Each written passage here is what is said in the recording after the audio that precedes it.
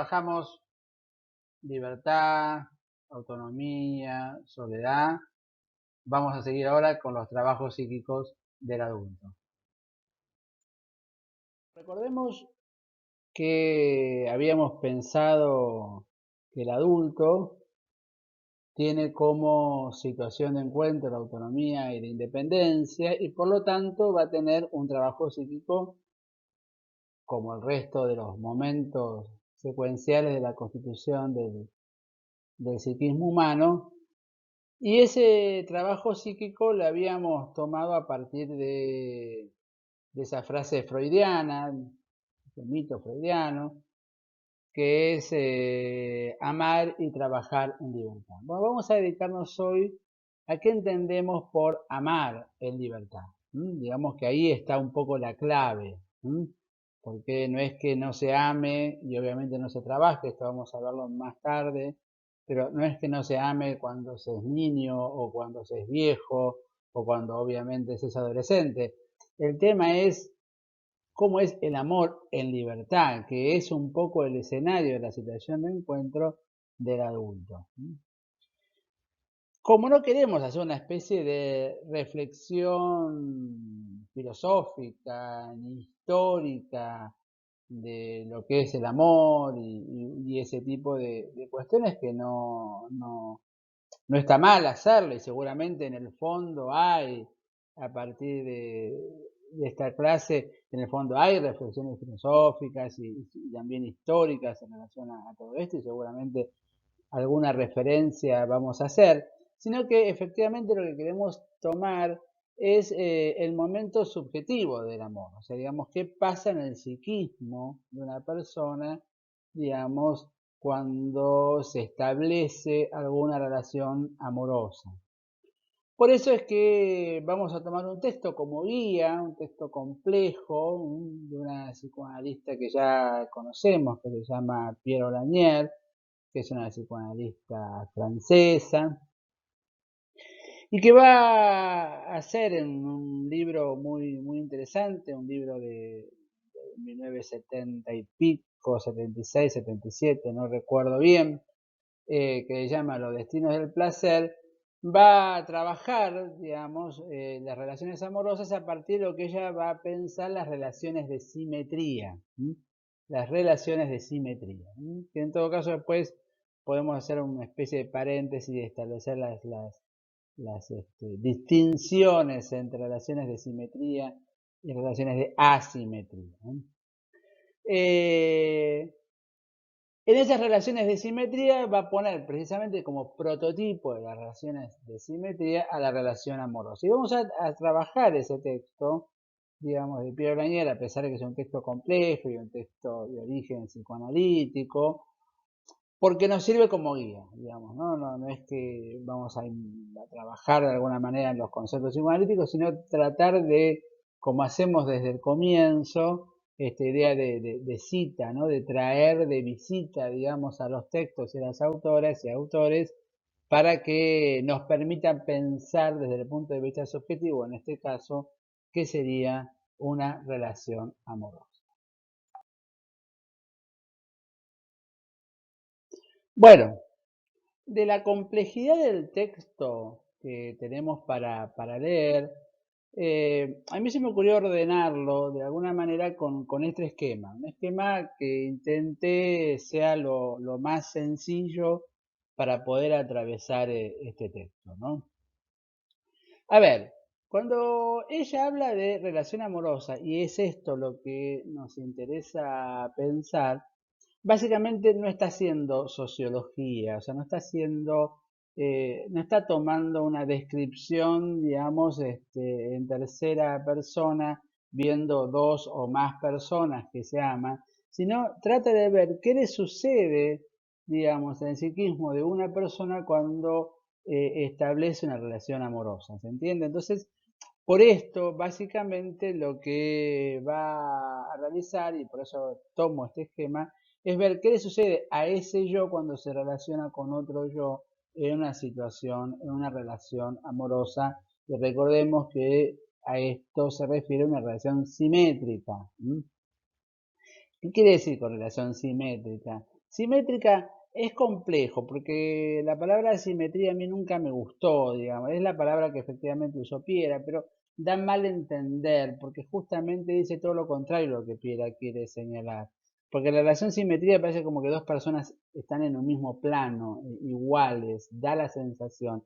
Y no es eso lo que está diciendo. Simetría en el sentido de que si yo establezco una relación amorosa con otra persona, me ofrezco del mismo modo que el otro hacia mí, pero no significa que efectivamente esto se realice de esta manera, ¿se entiende? O sea, si yo establezco una relación amorosa con otra persona, es como que necesariamente me pongo en el lugar de ser lo mismo, de solicitar lo mismo a la otra persona que me lo soliciten a mí.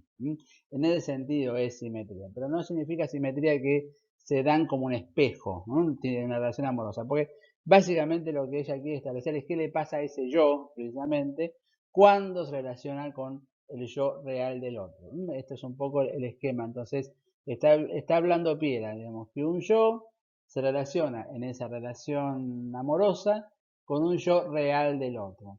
Lo que va a decir Piera es que esa relación, en una relación amorosa entre el yo y el yo real del otro, se constituye, se realiza, se construye un yo pensado del otro. O sea, el yo construye una representación ideica, una representación, digamos, razonada, pensada de alguna manera del yo real del otro. O sea, no hay efectivamente un acceso directo entre el yo y el yo real del otro, sino siempre por intermedio de esta representación que el yo se hace del otro.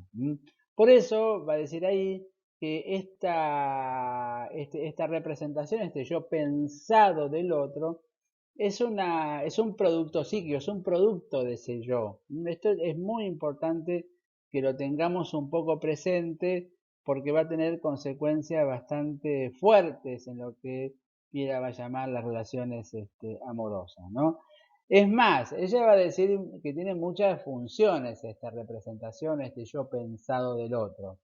En principio, va a decir Piera, porque de alguna manera funciona como el sostenimiento de la relación entre yo y el yo real del otro en ausencia del yo real del otro. O sea, cuando no hay una relación sincrónica, para llamarlo de alguna manera, entre el yo y el yo real del otro, esa relación amorosa se sostiene porque en realidad el yo le habla siempre al yo pensado del otro. ¿Se entiende? O sea, y ella va a decir claramente, en realidad nosotros no le hablamos al yo real del otro, sino le hablamos al yo pensado. Cuando tenemos esta interlocución con el otro, en general lo que hacemos es tener presente la representación que nos hacemos del otro. Y no efectivamente al otro. Después vamos a ver qué sucede con esta representación. Pero inevitablemente lo que hay mayoritariamente es esta función de la representación del yo del otro. Que va a decir Piera, no solamente, aunque es una función muy importante, sostener en ausencia del yo real del otro la relación amorosa, sino que permite muchas otras cosas.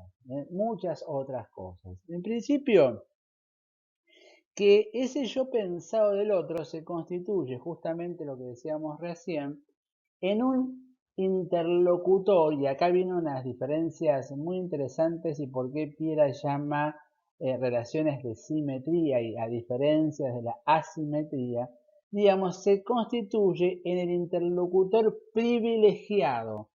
Y acá esto es fundamental, porque va a decir Piera, digamos, que los lazos libidinales y las catexias, digamos, las energías psíquicas que se ponen en juego, breve paréntesis, recordemos y mantengamos un poco, más allá de todas las críticas que después uno puede hacer a la teoría freudiana en cuanto a su patriarcado, en cuanto a su machismo y lo que fuera, justamente uno de los grandes avances que habría que seguir trabajando e investigando es saber separado, es haber bifurcado, digamos, lo que es la sexualidad humana de la genitalidad.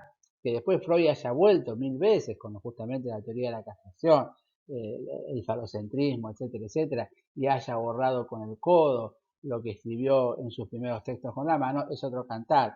Pero digamos, cuando hablamos de libido, digamos, relaciones libidinales, no estamos hablando de genitalidad. Digamos, no estamos hablando de genitalidad en términos de diferencia anatómica, ¿sí? De sexualidad. Entonces, lo que va a decir Piera que esas relaciones libidinales se hacen con esa representación del otro en términos de interlocutor, y acá es lo que yo quería señalar claramente, interlocutor privilegiado. Privilegiado lo pone claramente Piera para diferenciarlo de un interlocutor exclusivo. Y ahí es una de las grandes diferencias en donde Piera va a establecer entre relaciones de simetría y relaciones de asimetría. Las relaciones, ella va a distinguir lo que son las relaciones amorosas de las relaciones pasionales, en donde las relaciones amorosas son relaciones, digamos, en donde el otro se constituye el interlocutor privilegiado, pero no exclusivo, mientras que las pasionales son exclusivos.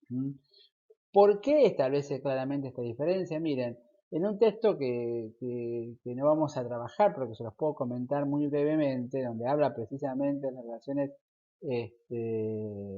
pasionales, en las relaciones de asimetría, va a poner 3 ejemplos, digamos, ¿no? La relación con el juego, del yo con el juego, la relación con las adicciones, básicamente con la droga, y las relaciones pasionales. En esos 3 ejemplos va a decir, el interlocutor se transforma en exclusivo. Con el juego, con la droga, pero vamos a detenernos más que nada con la pasión, que es lo que más nos interesa. Cuando el otro se constituye en relación exclusiva, de alguna manera, pierde la calidad de objeto deseante para transformarse en objeto de necesidad. Pensemos esto, un objeto de necesidad es aquel objeto que necesitamos para vivir. Por ejemplo, el orden, a ver, si uno piensa el agua en general o el líquido, es un objeto de necesidad. Ninguna persona, ningún ser humano, ningún organismo, digamos, puede vivir sin agua, puede vivir sin líquido. Y es exclusivo. Si uno saca el agua, digamos, si estoy muerto de sed, por ejemplo, en el medio del desierto, y viene alguien y me convida, qué sé yo, con un plato de papas fritas, le voy a decir, mirá, gracias, me gustan las papas fritas, pero en este momento lo que quiero es agua, no quiero otra cosa, no me interesa otra cosa, necesito agua, necesito líquido, no necesito otra cosa, eso es exclusivo, no me brindes, no me des otra cosa, necesito agua. Mientras que, como hemos visto capaz en otro momento, el deseo en realidad siempre es diferente, y en realidad nunca hay un objeto predeterminado que satisfaga el deseo. El deseo va modificándose y entonces puedo estar anhelando conscientemente, qué sé yo, alguna bebida y si, bueno, no consigo puedo suplantarla por otra y de pronto cuando la suplanto me doy cuenta, uy, qué rica que es y así va cambiándose nuestra relación con el deseo. Entonces va a decir, cuando las relaciones amorosas o supuestamente amorosas se establecen como pasionales y el otro se transforma en necesidad, ella va a decir claramente en este texto, el objeto de deseo se degrada en objeto de necesidad, entonces el otro desaparece como sujeto. El otro desaparece como sujeto, el otro es un objeto solamente que satisface mis principios de necesidad. Y hay un dato que ella lo establece que me parece sumamente importante para distinguir una cosa con la otra, que es la ausencia o la falta o el dolor que produce la ausencia del otro. Ella va a decir, cuando en una relación amorosa el otro está ausente o nos produce algún dolor, amorosa, esto quiere decir que establece una relación de deseo y no de necesidad, privilegiada y no exclusiva, En realidad, esa relación amorosa, el yo la empieza a sentir como compleja y hasta empieza a dudar si efectivamente la representación que uno se hace del yo real del otro es lo que realmente uno desea.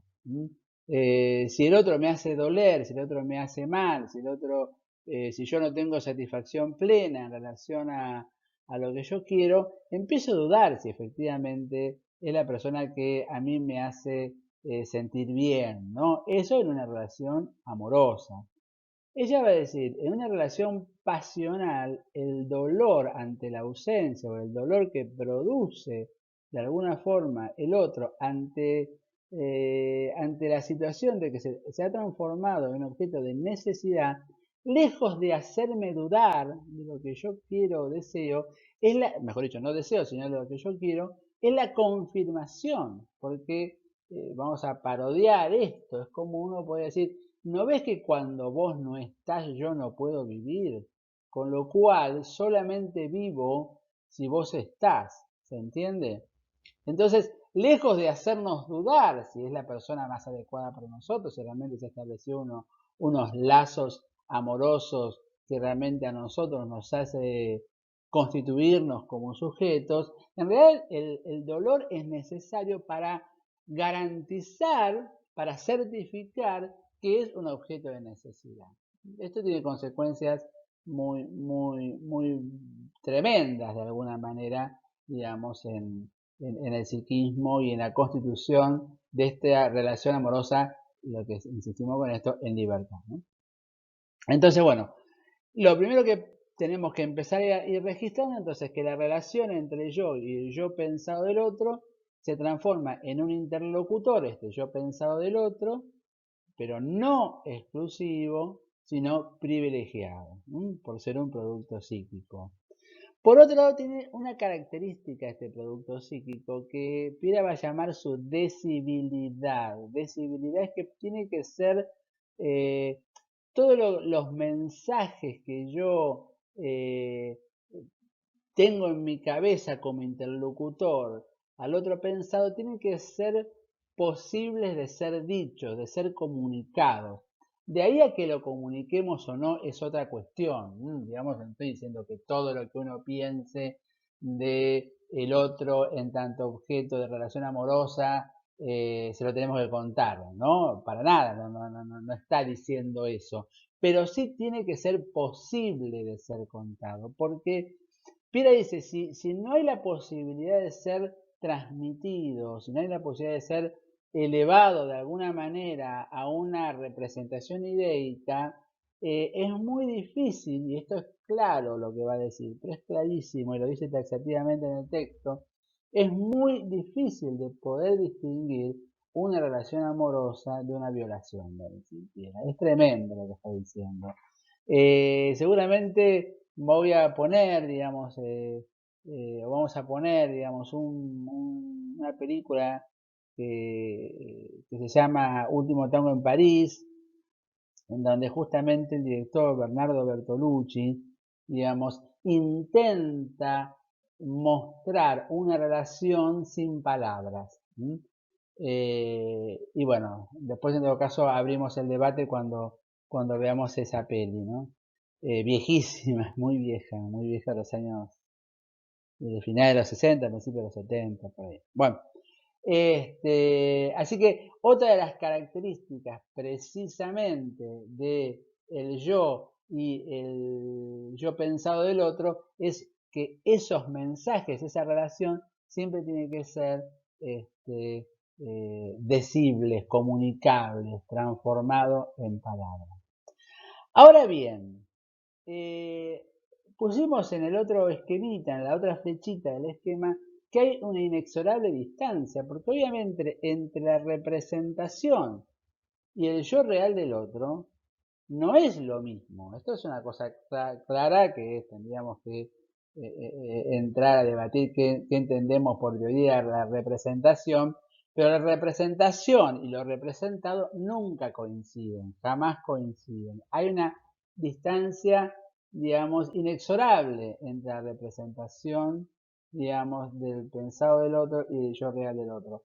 Porque es claro, porque el yo pensado no es una representación que viene, digamos, arbitrariamente ya por un tercero, es producto psíquico del yo.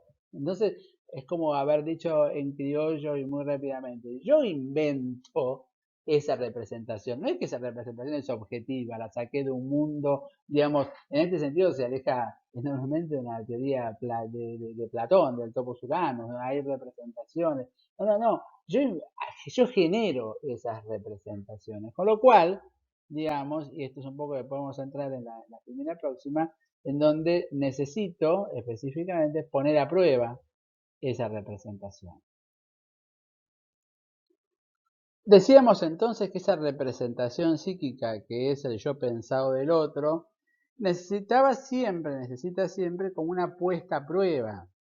Digamos, la representación no, por sí sola no puede garantizar la relación amorosa, ¿no? Si no hay una puesta a prueba, una confrontación con la realidad, en este caso con el yo real del otro, necesita, digamos, esa confrontación. Y entonces Pira analiza qué puede suceder cuando esto se produce, esta confrontación, esta puesta a prueba. Bueno, yo me represento esto, digamos, del yo real del otro, ¿qué pasa cuando estoy efectivamente confrontando esa representación con el yo real del otro? Bueno, ahí es una cosa interesante, porque lo primero que dice, y esto lo habíamos dicho en la filmina anterior, entre la representación y lo representado, entre el yo pensado del otro y el yo real del otro, nunca, pero nunca, y por definición, nunca hay coincidencia, porque ustedes piensen, y volvemos un poco a la filmina anterior, si la representación es un producto psíquico mío, no significa que sea efectivamente el otro, es un producto mío, tiene que ver con mi historia, tiene que ver con mi forma de metabolizar, o sea, tiene que ver con un montón de otras cosas, con lo cual nunca va a ser exactamente igual. Entonces, cuando se produce esa distancia, cuando se produce la comprobación de esa distancia, pueden pasar tres cosas. La primera, es más, casi tres cosas como un universo saturado, porque no puede pasar, pueden pasar tres cosas y no más que tres cosas, digamos, ¿no? La primera es la descatequización de ambos. ¿Qué quiere decir? Bueno, si la distancia es tan fuerte, si la distancia es tan lejana, es tan abierta, tan amplia, lo que puede pasar es que descatequizo efectivamente al yo real del otro y a su vez descatequizo a la representación que hago. Entonces ya es como no me interesa más la relación y en todo caso lo que sucede ahí es que se termina la relación amorosa. Ya no hay más relación amorosa. Se termina la relación amorosa por un simple hecho de que en la confrontación, digamos, y bueno, la distancia es demasiado grande, ¿no? Termino diciendo, bueno, en definitiva, ¿no? Esto que puede decirse, digamos, en el lenguaje vulgar y popular, bueno, todo fue producto de imaginación mía, yo pensé que era así, realmente no, ahora descubro que no es así, y nada, no, ni mal, ni bien, no me interesa, no es lo que a mí me genera, digamos, una excitación libidinal. La segunda opción es una sobrecatización del yo pensado. Esto es muy complejo y tiene que ver con lo que decíamos hace un rato con un camino, una vía abierta a la pasión. ¿Qué quiere decir sobrecatetización del yo pensado? Casi como una negación del yo real del otro. O sea, el yo real del otro viene y demuestra la diferencia. ¿Viste que no soy igual? ¿Viste que vos pensabas una cosa y yo soy otra persona? Bueno, lo que puede pasar que yo, en lugar de tomar cuenta de esa diferencia, reniega la diferencia y va a decir, voy a seguir sobrecatechisando, ¿no? El yo pensado, o algo así como, no, no es cierto que vos sos así. Vas a ver que yo tengo razón. A ver, una charla que uno podría tener. Eh, Mirá, a mí me gusta tal cosa. No, no es cierto que a vos te gusta tal cosa. Vos no te das cuenta, pero yo sé mucho más que vos de cómo sos vos. Yo te voy a cambiar. Ya vas a ver que en realidad lo que yo digo, vos sos de la manera en que yo digo y no te das cuenta. No querés encontrar, no querés darte cuenta que me querés, por ejemplo, una de las frases, ¿no? Que uno puede escuchar. Vos no te das cuenta que me querés con locura, lo que estás negando, etcétera, etcétera. Bueno, frases que podemos encontrar en la vida cotidiana y que lo único que hace es borrar la diferencia entre la representación y el yo real del otro, negando la existencia del yo del otro y sobrecaracterizando la representación y abriendo las puertas de alguna manera a una relación ya no amorosa, sino una relación pasional. Y la tercera, digamos, la tercera opción, que nadie dice que es la esperable, o sea, digamos, acá nadie está diciendo cuál es mejor una o la otra, son opciones nada más que suceden, es que ante esa diferencia, digamos, lo que hace el yo es modificar la representación del yo del otro y ahí aparece de alguna manera otras opciones en todo caso. Bueno, en esa modificación de la representación puede o no, pero es muy probable que continúe la relación amorosa, porque uno puede encontrar, y acá esto es muy interesante, que no está en Piera, pero sí Ricardo en un texto y lo va a mencionar y hasta podría ligarse con cierta idea de la diferencia, ¿no? La diferencia de Ridariana, en el sentido de al encontrar lo novedoso en esa nueva representación, uno podría llegarlo a decir de esta manera, a ver si con esta frase, obviamente ojo es una frase, no es que esto pase siempre así, pero mira, ahora descubro que no sos como yo pensaba, pero ese descubrimiento me gusta más que la representación que yo tenía de vos, digamos, ¿no? Vamos a suponer que esto puede ser una de las maneras, y digo puede ser porque no es que sea esta la manera. Sí hay una modificación de la representación que yo hacía del yo real del otro. Bueno, esto sería un poco los temas principales para poder pensar en qué situación estamos hablando efectivamente de una relación amorosa en un escenario de libertad. Ustedes fíjense que es muy difícil que estas condiciones efectivamente se la podemos requerir, digamos, a un adolescente, para poderlo ser más claro, y mucho menos a un bebé o un infante, digamos, en donde hay una relación más de dependencia. Bueno, acá es una relación amorosa en un escenario efectivamente de libertad. Trabajar es otra de las tareas constituyentes del adulto. Junto con el amor, que ya vimos, ahora trabajar. Trabajar, que hay que empezar a deslindar la idea de trabajo como constitución de la subjetividad de la idea más tradicional del trabajo como castigo. Trabajo ligado primero a la explotación, digamos, ¿no? Una cosa es trabajar, otra cosa es ser explotado. Pero a su vez trabajo como castigo que tiene su raíz básicamente en la tradición, entre otras cosas, judeocristiana. De alguna manera, el trabajo es un castigo por haber pecado, ¿no? Tomando las referencias bíblicas, digamos, los humanos fuimos expulsados del paraíso por haber comido esa famosa fruta prohibida y entonces nos vemos obligados a trabajar para conquistar o para conseguir nuestros alimentos y nuestras provisiones. Bueno, no, el trabajo desde otro punto de vista, desde un punto de vista más histórico-social, de alguna forma el trabajo subjetiviza, el trabajo realiza, el trabajo constituye verdaderamente al ser humano y por lo tanto también constituye al adulto. Para trabajar la temática del trabajo, por lo tanto, vamos a tomar un autor de Jules, es un psiquiatra, psicoanalista francés, que, bueno, ha trabajado durante mucho tiempo sobre la salud en el trabajo y ha desarrollado de una manera muy interesante algunas cuestiones en relación a los aspectos constituyentes del desarrollo psíquico a través del trabajo. Él tiene una postura que me resulta muy interesante, que es pensar que no solamente el psiquismo se constituye alrededor de la sexualidad, tal como planteaba Freud. Otro psicoanalista en la plancha hablaba del pansexualismo freudiano, digamos, que todo gira alrededor del trabajo, sino también, digamos, él va a centrarse su análisis en lo que va a llamar justamente la centralidad en el trabajo, ¿no?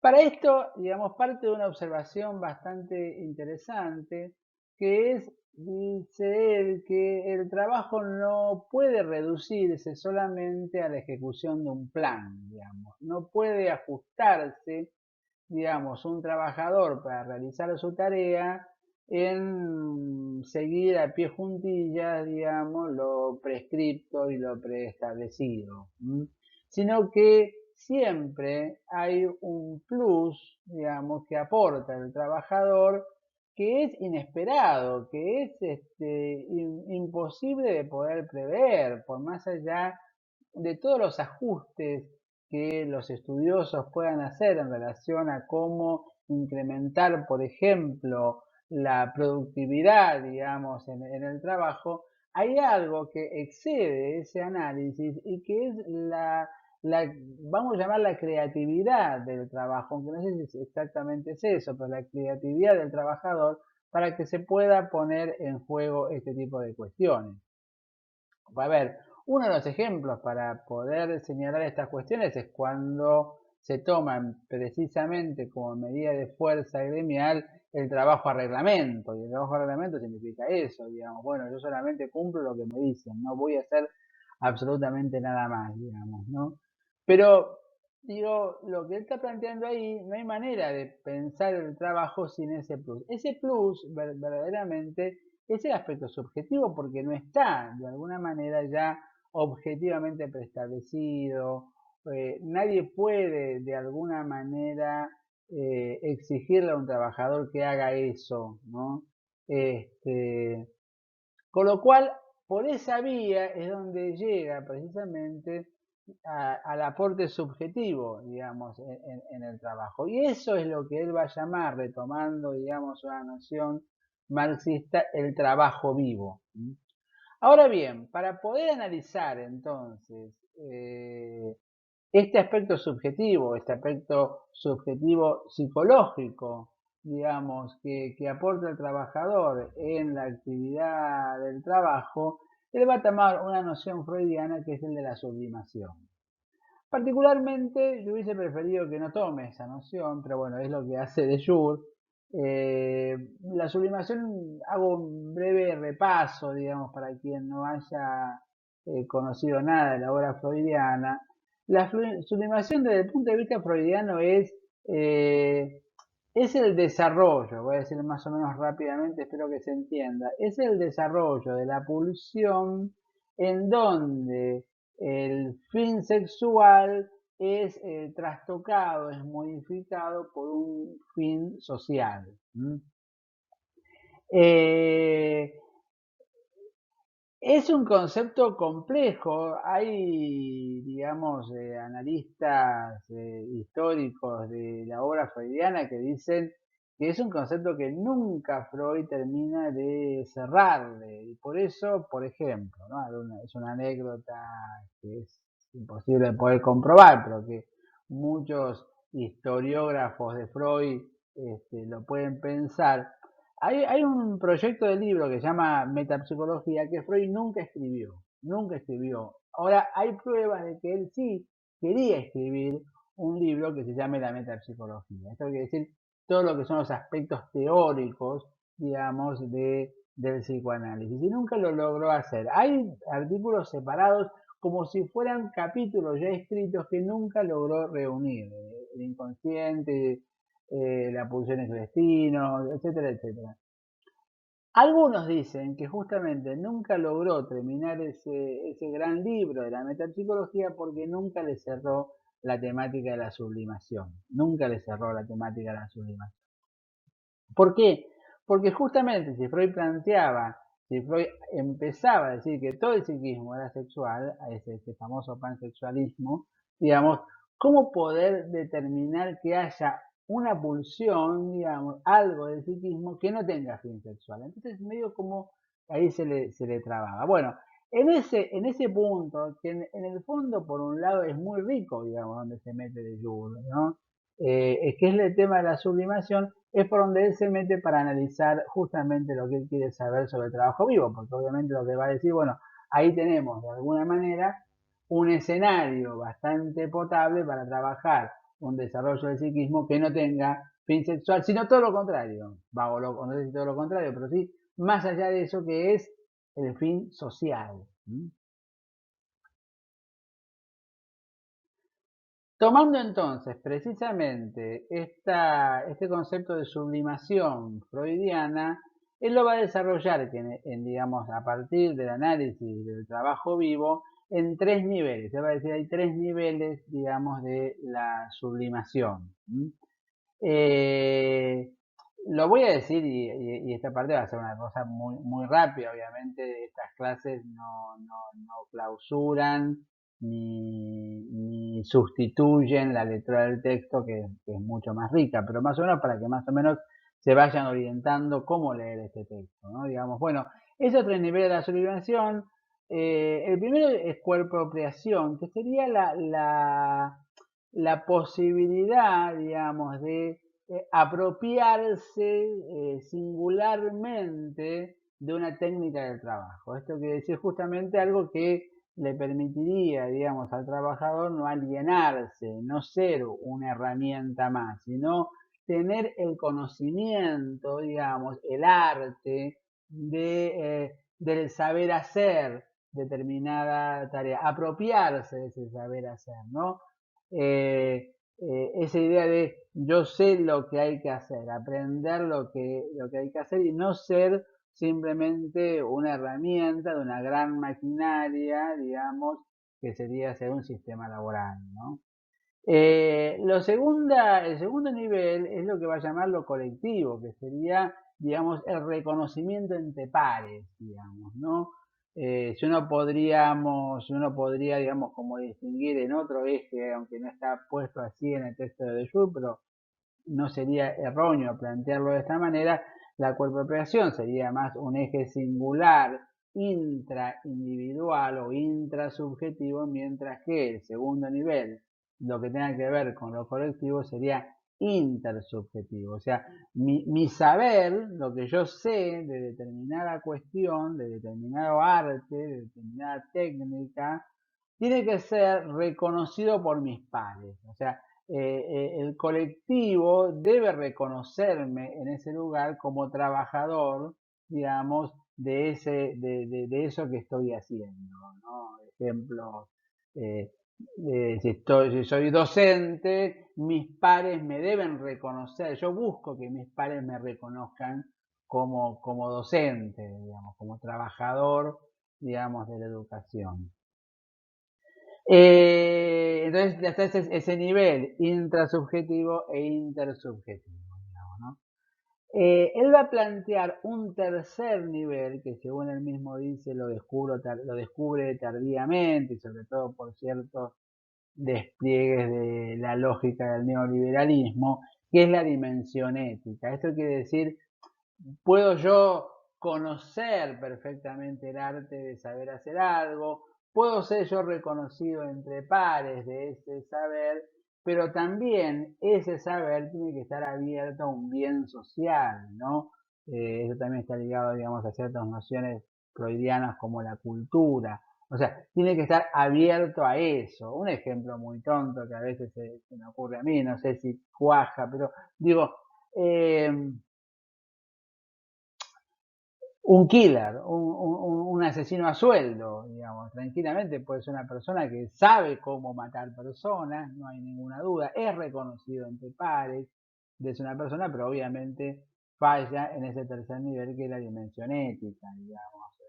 También otro lugar, digamos, de donde puede verse esa falla en la dimensión ética tiene que ver con el fracaso en el reconocimiento entre pares, ¿no? En el sentido de competencia entre pares deslealmente contra otro trabajador de alguna manera, ¿no? Entonces eso también hay una dimensión ética, ¿no? Puedo yo saber muy bien de lo que sé, puedo también ser reconocido, pero ese reconocimiento no está en función de un bien social, sino más bien en eliminar, digamos, otros trabajadores que hacen mi mismo trabajo para poder salvaguardar mi propia subsistencia, digamos, ¿no? Esa es otra de las dimensiones. Pero bueno, lo interesante es que los tres niveles de sublimitación es lo intersubjetivo, o mejor dicho, lo intrasubjetivo, lo intersubjetivo y la dimensión ética.